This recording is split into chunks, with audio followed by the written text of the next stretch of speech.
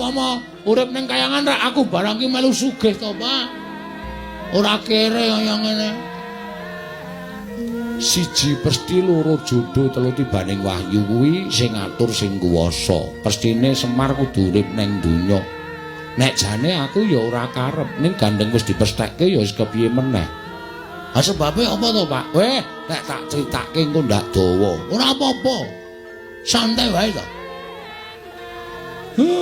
Mbiyen aku kuwi kakangne Bathara Guru, bapak kuwi Sang Hyang Tunggal. Oh, ora ndek dulur, ora.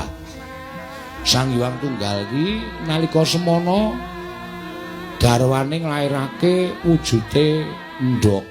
Waduh. Endhog. Lair dadi bocah telu.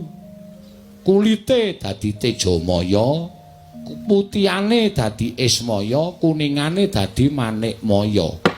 Wong telu kuwi sing paling ora rukun dhewe ming si Manikmaya.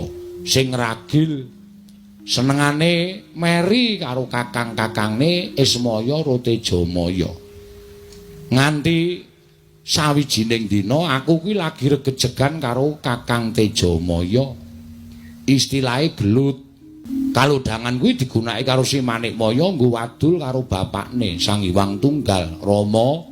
Kakang Ismaya, Kakang Tejamaya sami Pancabakah, sami peperangan amargi sami rebat kepingin dados dewaning para dewa. Ning jane ora, ning merga Manikmaya kuwi sing jane kepingin dadi dewa, terus aku didakwa kaya ngono karo si Manikmaya. Aku nganggo igo. Gunung mau tak serot.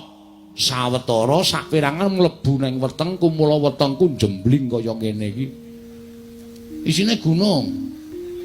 Separuhe ora ana, gragas.